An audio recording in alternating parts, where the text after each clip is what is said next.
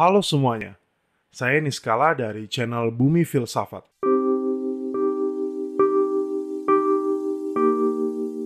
Kamu saat ini sedang mendengar podcast yang akan membahas berbagai tema seputar filsafat.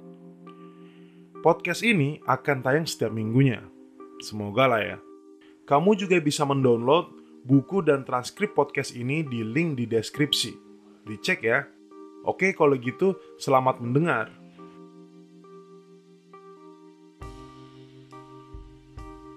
Sejarah dunia telah menggambarkan perkembangan pemikiran dari masa ke masa. Tapi di sekian masa itu, tak ada yang lebih mengherankan dan mencengangkan dari sejarah peradaban Yunani. Memang ada peradaban-peradaban maju lainnya sebelum peradaban Yunani, tetapi Yunani lah yang menyempurnakannya. Ilmu matematika, bukan geometri ya, tetapi penalaran, ilmu pengetahuan dan filsafat itu lahir di Yunani. Well, actually pada masa itu belum dipisahkan antara filsafat dengan sains. Para pemikir berusaha melakukan spekulasi bebas tentang apapun, tentang hakikat dunia dan makna hidup, tanpa terbelenggu oleh paham-paham kolot yang diwarisi. Misalnya, peristiwa terjadinya petir. Saat itu orang-orang memaknainya bahwa Tuhan sedang marah. Orang-orang saat itu belum memaknai suatu hal secara ilmiah, tapi ia memaknainya dari paham-paham tentang para dewa-dewa. Atau mungkin sebagai sesuatu yang unexplainable, yang tidak dapat dijelaskan. Sehingga pilihannya ialah membuat cerita-cerita tentang itu. Tapi pada akhirnya, dimulai dari Thales, keraguan timbul hingga mendorong lahirnya filsafat dan ilmu pengetahuan.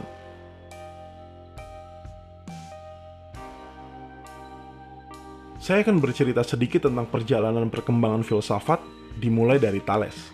Sesungguhnya filsafat bukan dimulai dari Yunani, tetapi dimulai dari teritori yang dinamakan Ionia, yang saat ini berada di Turki. The first philosophy lahir dalam sebuah spekulasi perhitungan gerhana matahari oleh Thales, seorang natural philosopher dari Miletus, Ionia, yang secara fakta menurut para astronom terjadi pada tahun 585 sebelum Masehi. Nah, sebagai filsuf yang pertama, sehingga ide-ide yang diungkapkan cukup menggelitik. Contohnya, Thales mengatakan bahwa magnet itu punya jiwa. Bayangkan, punya jiwa loh magnet. Maksudnya apa sih kira-kira? Oke, kalau gitu sedikit pendahuluan dari sejarah dan tokoh yang akan saya bahas, yaitu Thales. Buku yang saya rujuk dalam pembahasan Thales ini diantaranya ada Thales of Miletus dari Patricia O'Grady yang diterbitkan oleh Routledge pada tahun 2016. Ada juga The History of Miletus dari Adelaide Glyn Dunham, sebuah tesis yang dipublikasikan oleh The University of London pada tahun 1915. Ada Filosofi Klasik Tales to Ockham dari Walter Kaufmann yang diterbitkan oleh Prentice Hall pada tahun 1961. Dan ada From Thales to Aristotle dari Guthrie yang diterbitkan oleh Routledge Classic pada tahun 1950. Dan tentunya ada Sejarah Filsafat Barat dari Bertrand Russell yang diterjemahkan oleh Sigurd Miko dan yang lainnya dan diterbitkan pada tahun 2002 oleh Pustaka Pelajar. Buku-buku tersebut kamu bisa download di link di deskripsi yang saya berikan. Selain itu, kamu juga bisa mendownload transkrip dari podcast ini untuk referensi tugas kamu.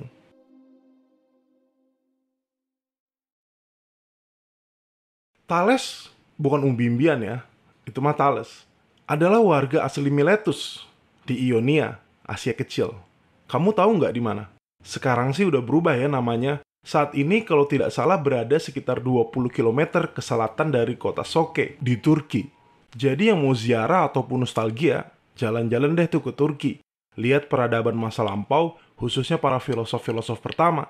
Karena selain Thales, filosof pertama lainnya juga berasal dari Ionia, yang nanti saya bahas di segmen sejarah episode selanjutnya.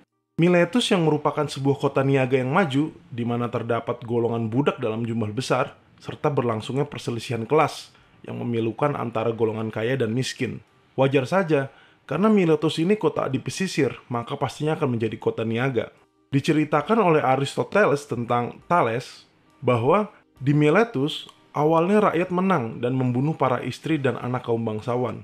Kemudian, kaum bangsawan unggul dan membakar lawan mereka, dan ini terus terjadi. Kita bisa lihat, bisa kebayang bahwa betapa kacaunya kota niaga ini gitu. Karena memang pastinya akan terjadi perselisihan kelas. Sama seperti saat ini. Seperti sebelumnya, bukti terkuat dari kehidupan Thales adalah ia terkenal karena bisa meramalkan terjadinya gerhana matahari. Pada masa itu, tak ada bukti tentang adanya orang jenius lain yang pernah meramalkan gerhana matahari.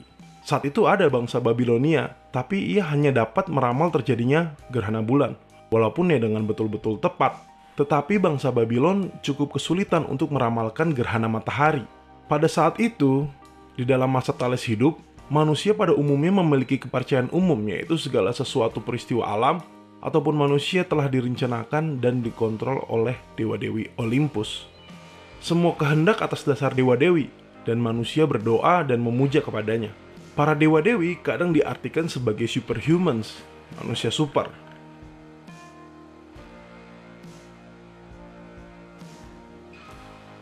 Thales termasuk orang yang meragu, yang menjadi ciri khas seorang filosof.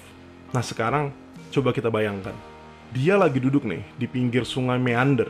Dan dia berpikir begini, what is this world about? Sebenarnya apa sih dunia ini? Jika para dewa-dewi bukanlah makhluk yang kuasa, yang maha, yang super, apa yang membuat bumi ini berubah, berkembang? Lalu kira-kira terbuat dari apakah alam semesta ini? Nah lagi asik tuh bengong-bengongnya si Thales, ada sebuah kapal besar yang ingin merapat ke dermaga. Ia lantas berpikir, kok bisa kapal yang berat itu, yang bawa berbagai macam kebutuhan yang berat, tetapi tetap mengambang di air? Apakah bumi itu mengambang di atas air? Nah, kira-kira dia penganut bumi datar atau bumi bulat tuh. Lalu, bagaimana mungkin para dewa menentukan kesejahteraan dirinya, menentukan nasibnya? Wong dia tahu bahwa segala sesuatu berdasarkan kehendak dia. Misal gini, aku ingin jadi artis. Ya karena dia dewa, dia bisa aja jadi artis. Kan katanya segalanya merupakan kehendak dewa. Nah jadi, apa arti kesejahteraan baginya? Cukup membingungkan bukan? Lalu, bila peristiwa-peristiwa alam bukan kehendak dari dewa, lalu apa yang menyebabkan gerhana? How big is the sun and the moon? Seberapa besar matahari dan bulan? Jadi, so many question in Thales' head. Terlalu banyak pertanyaan yang menyelimuti pikiran Thales saat asik bengong-bengongnya tuh. Nah, kalau itu sih bengongnya Thales. Kalau kamu bengongnya ngapain?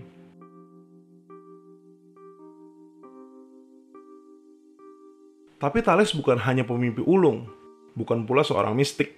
Ia seorang pemikir dan pekerja yang berusaha mencari solusinya. Salah satu contoh Thales merupakan seorang pemikir dan pekerja misalnya. Thales berkontribusi bagi warga Miletus saat itu. Ia menyarankan para pelaut menggunakan rasi bintang Ursa Minor agar lebih baik dalam bernavigasi. Ia juga memberikan saran ke warga untuk overcome bahaya dari Cyaxares ketika invasi ke Lydia, kota sekutu dari Miletus. Thales juga mengatakan bahwa magnet memiliki jiwa karena menggerakkan besi. Segala sesuatu baginya itu sesungguhnya penuh dengan dewa-dewa. Dan tentunya, ia mendapatkan uang dari kepintarannya. Ada sebuah cerita yang cukup menggelitik. Aristoteles, seorang filsuf termasyhur dari Yunani itu, dalam bukunya Politics menceritakan bahwa Thales, ia dicemooh karena dia miskin, yang dianggap menunjukkan bahwa filsafat itu tidak berguna. Namun menurut kisah itu, berkat pengetahuannya tentang perbintangan, meski saat itu sedang musim dingin, ia tahu bahwa akan terjadi panen buah zaitun yang berlimpah di tahun depan. Sehingga Thales menyewa alat pengolah zaitun di Miletus pada musim dingin itu, dengan harga sangat rendah tentunya. Ketika musim panen tiba, akhirnya banyak orang yang butuh alat tersebut, dan ia melepasnya dengan harga sesuka hati, dan menghasilkan banyak uang. Menurutnya para filsuf gampang bila ingin kaya. Hanya saja ambisi mereka menuju ke arah lain.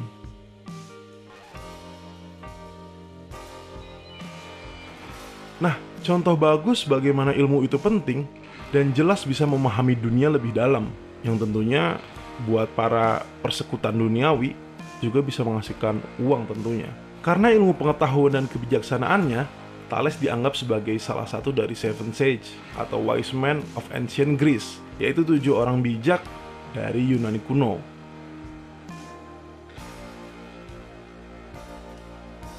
Aristoteles mendefinisikan wisdom atau sophia atau kebijaksanaan sebagai pengetahuan tentang prinsip dan kausalitas.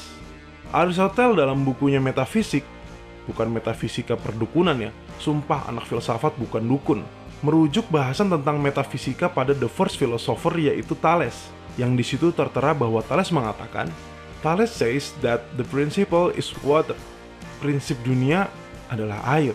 Thales ini jangan-jangan avatar apa ya? Tenang bukan kok, tapi bisa jadi. Jadi gini, wajar aja ketika ilmu pengetahuan belum semaju sekarang ini, dan satu-satunya jawaban atas ketidaktahuan adalah referensi ke dewa. Buat orang yang meragu, ia akan berpikir dan melihat ke alam. Ia perhatiin tuh alam. Mungkin saat itu Thales berpikir, karena juga dia tinggal di pesisir laut, bahwa bumi itu penuh dengan air. Manusia tidak bisa bertahan lama tanpa air. Semua makhluk butuh air. Sehingga mungkin ia berpikir bahwa air ini penting bagi dunia ini. Dan ia melingkupi kita, di bawah ada laut, di atas bisa turun hujan, di mana-mana ada air. Bahkan dia pernah berkata bahwa bumi itu mengambang di atas air.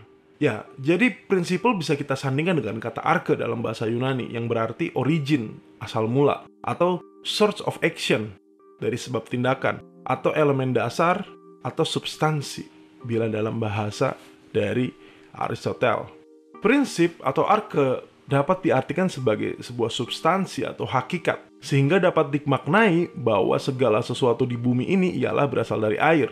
Saya rasa cukup singkat penjelasan tentang arche bahwa segala sesuatu di bumi ini berasal dari air, karena referensi bahasan Thales memang sangat terbatas. Tapi dari sini kita tahu bahwa ada sebuah usaha akal pikiran, yaitu Thales berusaha mengabstraksi alam semesta ini, sehingga ia bisa berargumentasi bahwa hakikat dari dunia ini adalah air.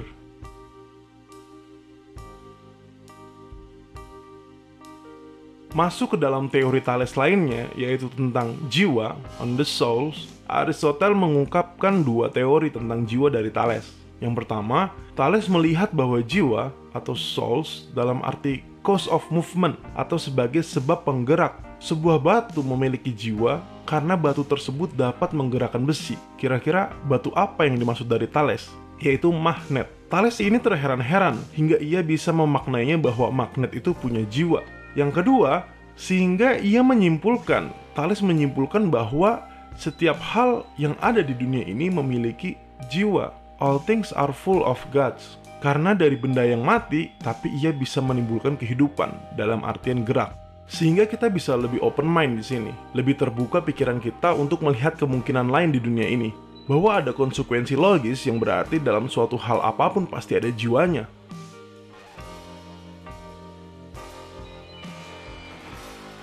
Banyak penulis yang mengutip teori jiwa dari Thales.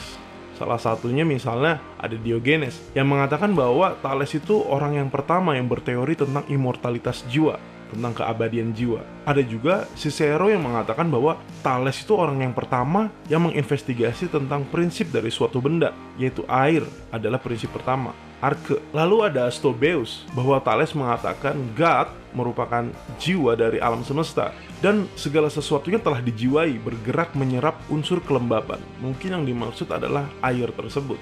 Lalu terakhir ada Heraklitus yang berpikir seperti ini mengenai Thales. Bagi jiwa, menjadi air merupakan kematian. Bagi air, menjadi bumi merupakan kematian.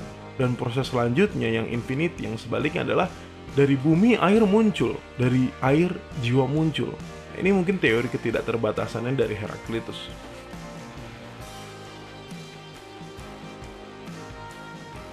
Saya bisa merangkum, bagi saya Thales berusaha mencari hakikat dari dunia ini. Ia melihat air di mana-mana, lalu bahwa air ini menjadi sentral karena ia merupakan substansi dan menjadi penggerak, yaitu menjadi jiwa dari kehidupan ini. Cara memandang alam seperti Thales atau filosof-filosof Prasokrates lainnya, ini dinamakan sebagai Hylozoism. Hyle yang berarti matter atau materi, zoe berarti hidup. Pandangan ini menganggap bahwa segala sesuatu di dunia ini berasal dari materi. Jadi dari suatu hal bisa jadi unexplainable things, but there is something. Ia berusaha untuk mengesampingkan terlebih dahulu atas ilmu pengetahuan yang dipegang oleh otoritas atau para dewa. Ia berusaha mengungkapkan kebenaran melalui kekuatan akal pikirannya, melalui rasionalitasnya. Itulah ciri khas filsafat. Dan juga seperti episode sebelumnya dari apa yang dikatakan Thomas Nagel tentang filsafat, yaitu hanya membutuhkan akal pikiran, rasionalitas dari manusia. Oke, jadi gimana pendapat kamu? Apakah memang air itu merupakan hal dasar bagi kita? Menjadi dasar penggerak kehidupan kita? Atau menurut kamu, apakah magnet itu punya jiwa? Apakah segala sesuatunya punya jiwa? Atau dewa-dewi di dalamnya? Silahkan komen di episode podcast ini ya. Oke, mungkin segini dulu cerita saya tentang Thales dan mulainya lahirnya filsafat dan ilmu pengetahuan. Semoga podcast ini bermanfaat bagi semua. Saya Niskala dari channel Bumi Filsafat. Terima kasih.